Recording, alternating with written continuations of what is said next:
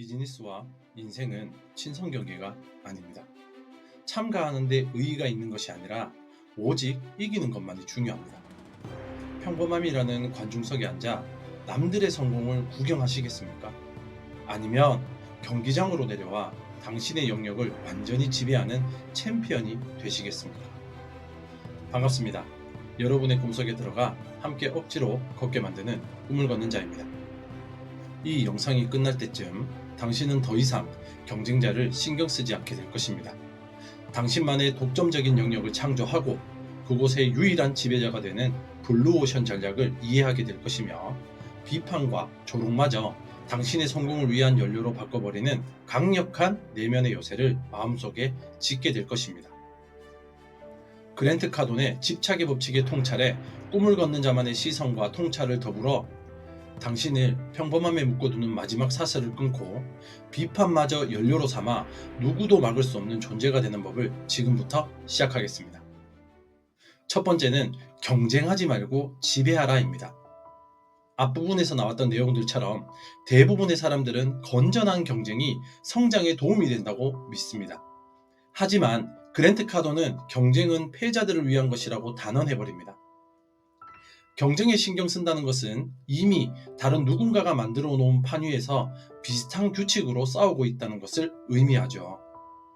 하지만 집착하는 사람은 남들이 만든 게임에 참여하는 대신에 자신만의 새로운 게임을 창조합니다. 이는 경영학의 김희찬, 르네 마보안 교수가 제시한 블루오션 전략과도 같습니다. 경쟁자들이 피 터지게 싸우는 붉은 바다, 즉 레드오션에서 벗어나 경쟁이 없는 새로운 시장, 즉 푸른 바다, 블루오션을 창출하라는 것입니다. 태양의 서커스는 동물을 없애고 기괴한 묘기를 줄이는 대신 세련된 스토리텔링과 예술성을 더해 전통적인 서커스 시장과 경쟁하는 대신 아트 서커스라는 아무도 없는 새로운 시장을 창조하고 지배했죠. 그들은 더 나은 서커스를 만들려고 경쟁한 것이 아니라 완전히 새로운 개념을 창조하여 스스로가 지배자가 된 것입니다. 당신의 10배의 목표와 집착은 바로 당신만의 블루오션을 만드는 가장 강력한 도구입니다. 당신이 남들보다 10배 더 많이 행동하고 10배 더 많이 나타나고 10배 더 나은 가치를 제공할 때 사람들은 더 이상 당신을 당신의 경쟁자와 비교하지 않습니다. 당신은 그 자체로 하나의 새로운 카테고리가 되기 때문입니다. 페이팔의 창업자이자 실리콘밸리의 전설적인 투자자 피터 틸은 그의 책 제로 투 원에서 이렇게 말하죠. 경쟁은 이데올로기다. 우리는 경쟁을 설파하지만 사실 그것은 신화에 가깝다. 위대한 기업은 경쟁하지 않는다. 그들은 독점한다고 말합니다. 당신의 인생도 마찬가지입니다. 당신의 재능과 집착을 통해 누구도 따라올 수 없는 당신만의 독점적인 영역을 구축해야 됩니다. 당신이 요리를 잘하고 글도 잘 쓴다면 최고의 요리사나 최고의 작가가 되기 위해 경쟁하지 마십시오. 대신 요리하는 작가 혹은 철학 있는 셰프라는 당신만의 독점적인 카테고리를 창조하고 그곳을 지배하셔야 됩니다. 경쟁자의 동향을 살필 시간에 당신의 목표에 집착하십시오. 그것이 바로 시장을 지배하는 유일한 길입니다. 두 번째는 무리하게 약속하고 그 이상을 보여줘라. 자, 이 조언은 아마 많은 분들이 불편하게 들릴 겁니다. 무리하게 약속하라니 그건 사기 아닌가? 혹은 지키지 못할 약속을 해서 신뢰를 잃으면 어떡하지라는 생각이 드실 겁니다. 맞습니다. 이것은 지극히 위험하고 양날의 검과 같은 전략이죠. 하지만 그랜트 카돈이 말하는 핵심은 타인을 속이는 것이 아니라 자기 자신을 성장의 한계까지 밀어붙이는 강력한 강제장치를 만드는 거라고 말합니다. 심리학자 로버트 치알디니가 그의 명저 설득의 심리학에서 증명한 일관성의 법칙을 생각해 보십시오.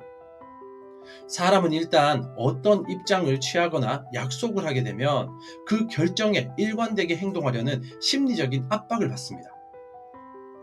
당신이 현재 능력보다 조금 더 높은 수준의 약속을 공개적으로 선언하는 순간 당신은 그 약속을 지키기 위해 이전과는 비교할 수 없는 수준의 창의성과 노력을 발휘하게 됩니다. 당신의 뇌는 어떻게 하면 이 약속을 지킬 수 있을까라는 질문에 집착하게 되고 이전에는 보이지 않던 해결책을 찾아내기 시작하죠. 이것은 하버드 대학의 로버트 로젠탈 교수가 증명한 피그말리온 효과와도 연결이 됩니다. 타인의 높은 기대와 믿음이 실제로 그 사람의 성과를 향상시킨다는 이론이죠. 로젠탈 교수는 한 초등학교에서 무작위로 학생들을 뽑아 앞으로 성적이 크게 오를 학생들이라는 거짓 명단을 교사에게 전달했습니다. 1년 뒤 놀랍게도 그 명단에 있던 학생들은 다른 학생들보다 실제로 성적이 월등히 향상되었습니다. 교사가 무의식적으로 보낸 기대와 격려가 학생들의 잠재력을 끌어낸 것이거든요. 무리한 약속은 타인과 자기 자신에게 나는 이 정도는 해낼 수 있는 사람이라는 강력한 기대를 거는 행위가 됩니다. 그 기대를 저버리지 않기 위해 당신은 결국 그 기대에 걸맞는 사람으로 성장하게 되는 것이죠. 이것은 당신의 짐승을 우리 밖으로 풀어놓고 스스로 사냥해서 살아남도록 만드는 가장 확실한 훈련법입니다. 세 번째는요, 비판을 연료로 사용하는 법입니다. 당신이 집착을 통해 성공의 길을 걷기 시작하면 반드시 나타나는 것이 있죠. 바로 비판과 질투입니다. 재미있는 것은 아무것도 하지 않는 사람은 비판을 받을 일이 없습니다. 당신이 비판을 받기 시작했다는 것은 마침내 당신이 사람들의 주목을 받을 만큼 의미 있는 일을 하고 있다는 가장 확실한 증거가 됩니다. 성공한 사람들은 비판의 상처를 받는 대신 그것을 자신의 성공을 위한 연료로 사용하죠. 우리가 비판에 유독 아파하는 이유는 우리의 뇌가 예전 원시시대의 생존 방식에 머물러 있기 때문입니다. 당시 인류에게 부족으로부터의 추방은 곧 죽음을 의미했죠. 타인의 부정적인 평가는 나의 생존을 위협하는 가장 강력한 신호였던 것입니다. 하지만 지금은 시대가 바뀌었죠.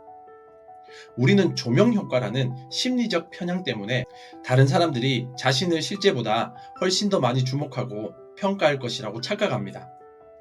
하지만 진실은 대부분의 사람들은 당신에게 그다지 관심이 없다는 것입니다. 그들은 각자 자기 인생이라는 영화의 주인공이며 당신은 그들의 영화에 잠시 등장하는 단역일 뿐이거든요. 비판에 대처하는 가장 좋은 방법은 당신의 마음속에 내면의 요새를 짓는 것입니다. 이는 고대 스토아 철학의 핵심 개념으로 외부의 사건이나 타인의 평가가 결코 침범할 수 없는 오직 나 자신의 이성과 판단만이 지배하는 정신적 공간을 의미합니다. 이 요새 안에서 당신은 외부의 비판을 다음과 같이 냉정하게 분석할 수 있습니다. 첫 번째는 출처를 고려하라입니다. 당신이 존경하지도 않는 사람의 비판에 상처받을 필요가 전혀 없습니다. 그들의 말은 당신의 목표에 아무런 영향을 미치지 못하죠. 두 번째는 진실의 조각을 찾아라입니다. 만약 그 비판 속에서 배울 점이 있다면 감정은 버리고 교훈만을 취하십시오. 현명한 사람은 적에게도 배운다고 했습니다. 마치 흙탕물 속에서 금을 골라내듯 유용한 데이터만 수집하는 것이죠. 마지막은 나머지는 무시하라입니다.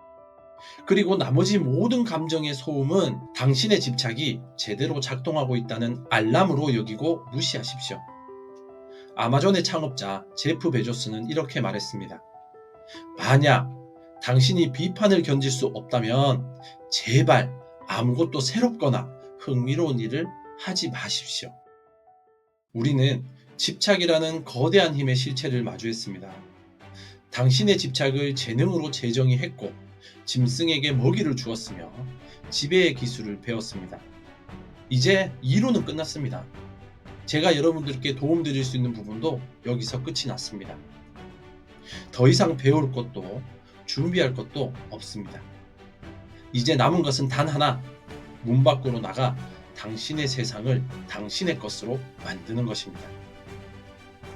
당신의 집착은 오늘, 지금, 이 순간 어디를 향하겠습니까? 평범함이라는 관중석에 계속 앉아 계시겠습니까?